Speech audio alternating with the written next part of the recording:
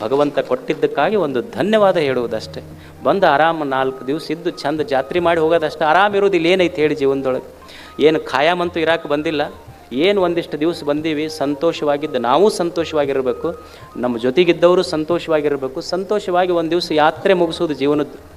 ಈ ಜಗತ್ತು ಇದೊಂಥರ ಪಿಕ್ನಿಕ್ ಸ್ಪಾಟ್ ಇದ್ದಂಗೆ ಇದು. ಏನು ಪಿಕ್ನಿಕ್ ಸ್ಪಾಟ್? ಈಗ ನಮಗೆ ಸಣ್ಣವರಿದ್ದಾಗ ಶಾಲೆಯಾಗಿ ಪಿಕ್ನಿಕ್ಗೆ ಕರ್ಕೊಂಡು ಹೋಗ್ತಿದ್ರಿಲ್ಲ, ಯಾವುದೋ ಒಂದು ಊರಿಗೆ ಪಿಕ್ನಿಕ್ಕಿಗೆ ಕರ್ಕೊಂಡು ಹೋಗ್ತಿದ್ರು. ಪಿಕ್ನಿಕ್ಕಿಗೆ ಹೋಗ್ಬೇಕಾದ್ರೆ ತಾಯಿ ಏನು ಮಾಡ್ತಿದ್ಲು ಅಂದ್ರೆ, ರೊಟ್ಟಿ ಮಾಡಿ, ಪಲ್ಯ ಮಾಡಿ, ಬುತ್ತಿ ಮಾಡಿ, ಚಲೋ ಅಡುಗೆ ಮಾಡಿ, ಎಲ್ಲ ಬುತ್ತಿ ಕಟ್ಟಿ ತಾಯಿ ಏನು ಮಾಡ್ತಿದ್ಲು ಅಂದ್ರೆ ಮಗನಿಗೆ ಹೇಳ್ತಿದ್ಲು, ಈಗ ನಿನಗೆ ಏನು ಬೇಕು ಅದನ್ನು ಮಾಡಿ ಕಟ್ಟೀನಿ, ಉಣ್ಣು. ನಿನಗೆ ಅಷ್ಟೇ ಅಲ್ಲ, ನಿನ್ನ ಸ್ನೇಹಿತರಿಗೆ ಏನು ಬೇಕು ಅದನ್ನು ಕಟ್ಟೀನಿ. ಇದನ್ನು ತೊಗೊಂಡು ಹೋಗಿ ಚಂದ ಯಾವ ಜಾಗಕ್ಕೆ ಹೋಗಿ ಎಲ್ಲ ನೋಡಿ ಆಡಿ ಉಂಡು ತಿಂದು ಬಾ ಅಂತ ತಾಯಿ ಬುತ್ತಿ ಕೊಟ್ಟು ಕಳಿಸಿದ್ಲು. ಇದು ಪಿಕ್ನಿಕ್ಕಿಗೆ ಹೋದ ಹುಡುಗ ಹೋಗಿ ಏನು ಮಾಡ್ದಂದ್ರೆ, ಇವ ಏನು ನೋಡೋದು ಮಾಡಲಿಲ್ಲ. ಹೋದ ಕೂಡ ಅವ್ರು ಕೂಡ ಜಗಳ ತೆಗೆದು, ಇವ್ರು ಕೂಡ ಜಗಳ ತೆಗೆದು, ಅವ್ರ ಬುತ್ತಿಯಾಗ ಕೈ ಹಾಕಿದ, ತಂದು ಹಂಗೆ ಗಂಟಿತ್ತು. ಅವ್ರ ಬುತ್ತಿಯಾಗ ಕೈ ಹಾಕಿ ಅವ್ರ ಬುತ್ತಿ ಹರಿದು ತನ್ನ ಬುತ್ತಿ ಚೆಲ್ಲಿ ಅಂಗಿ ಹರ್ಕೊಂಡು ಜಗಳ ಆಡಿ ಮನೆಗೆ ಬಂತು. ಅವು ಅಂದ್ಲು, ನೀ ಉಂಡು ತಿಂದು ಚಂದ ಪಿಕ್ನಿಕ್ ಮಾಡಬಾ ಅಂತ ಕಳಿಸಿದ್ದೆ, ಇಷ್ಟು ಜಗಳ ಆಡಿ ನಿನ್ನ ಬುತ್ತಿನೂ ಉಣ್ಲಿಲ್ಲ, ಮಂದಿ ಬುತ್ತಿ ಕೈ ಹಾಕಿ ಅವ್ರದ್ದು ಹರಿದು ಹಾಳು ಮಾಡಿದೆ, ಈಗ ನಿನಗೆ ಇನ್ನೊಮ್ಮೆ ಪಿಕ್ನಿಕ್ಕಿಗೆ ಕಳಿಸೋದಿಲ್ಲ ಅಂತಾಳೆ ತಾಯಕ್ಕೆ. ಹಂಗೆ ದೇವರು ಅನ್ನುವ ತಾಯಿ ನಮಗೆಲ್ಲ ಈ ಜಗತ್ತು ಅನ್ನೋದು ಅದೊಂದು ಪಿಕ್ನಿಕ್ ಸ್ಪಾಟ್ ಇದು. ಇಲ್ಲಿ ಪಿಕ್ನಿಕ್ಕಿಗೆ ಕಳಿಸಾಳಕ್ಕೆ ನಮಗೇನು ಬೇಕು ಎಲ್ಲ ನಮ್ಮ ಉಡಿಯೊಳಗೆ ಇಟ್ಟು ದೇವ ಅನ್ನುವಂಥ ತಾಯಿ ಕಳಿಸಾಳ.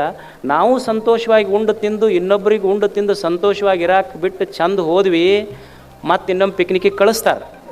ಮತ್ತು ಇಲ್ಲಿ ಅದು ಇದು ಜಗಳ ಮಾಡಿ ಇನ್ನೊಬ್ಬರಿಗೆ ಜಗಳ ಹಚ್ಚಿ ಊರು ತುಂಬ ಬೆಂಕಿ ಇಟ್ಟು ಹೋದಿ ದೇವ್ರಂತಾನೆ ಇಟ್ಟಿದ್ದೀವ್ರ ಲಾಸ್ಟ್ ಪಿಕ್ನಿಕ್ ಅಂತ. ಯಾರೂ ಹೇಳೋದು ಬೇಕಾಗಿಲ್ಲ, ನಾವೇ ತಿಳ್ಕೊಂಬಿಡೋದು. ನಾ ಮುಂದಿನ ಪಿಕ್ನಿಕ್ಕಿಗೆ ಬರ್ತೀನೋ ಇಲ್ಲಂತ ದೇವ್ರು ಹೇಳೋದು ಬೇಡ, ನನಗೆ ಗೊತ್ತಾಗಬೇಕು ಅಷ್ಟ ಅದನ್ನು. ಹಂಗೊಂದು ಪಿಕ್ನಿಕ್ ಸ್ಪಾಟು 4 ದಿವಸ ಬಂದೀವಿ, ಚಂದ ಉಂಡು ತಿಂದು ಸಂತೋಷವಾಗಿ ಒಳ್ಳೆಯದನ್ನು ಮಾಡಿ ಒಳ್ಳೆಯದನ್ನು ಕೇಳಿ ಒಳ್ಳೆಯದನ್ನು ನೋಡಿ ಹೋಗುವುದಷ್ಟೇ. ಇದು ನಿಮ್ಮದೊಂದು ಶ್ರೀಗಂಧದ ಸಂಸ್ಥೆ, ಹೆಸರು ಅಷ್ಟೇ ಚಂದ, ಮತ್ತು ನಿಮ್ಮ ಊರಿನ ಹೆಸರು ಅಷ್ಟೇ ಚಂದ. ಅವ್ರು ಹೇಳಿದ್ರಲ್ಲ, ಅಜ್ಜವರು 3 ವರ್ಷ ಕಾಯಿಸಿದ್ರು ನಮಗೆ ಶಿವಮೊಗ್ಗಕ್ಕೆ ಬರಾಕಂತ.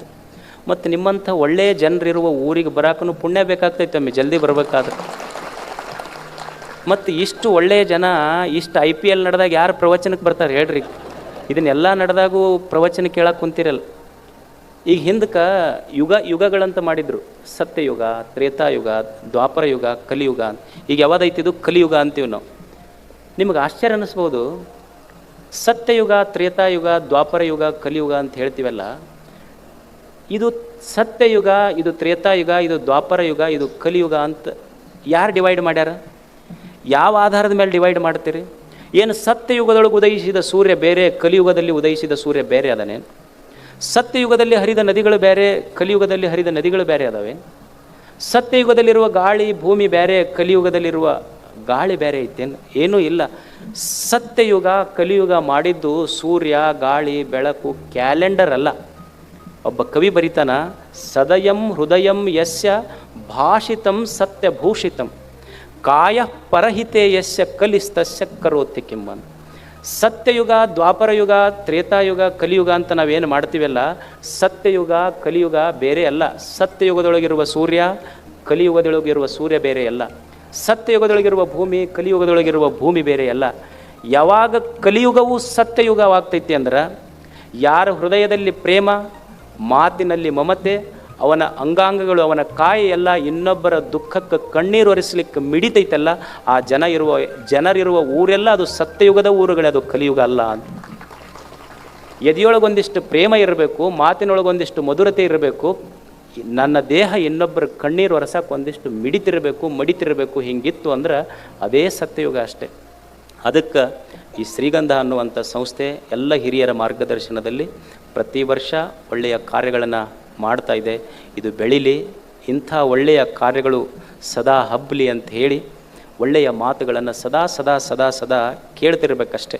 ಯಾರ ಹೇಳಿ ಅವ್ರು ಹೇಳ್ಯಾರ ಇವ್ರು ಹೇಳ್ಯಾರ ಅಂತಲ್ಲ, ದೊಡ್ಡವರು, ಶರಣರು, ಸಂತರು ಯಾರ ಬಾಯಿಂದ ಒಳ್ಳೆಯ ಮಾತು ಬರ್ತದೆ ಅದನ್ನು ಸದಾ ಕೇಳ್ತಿರ್ಬೇಕು.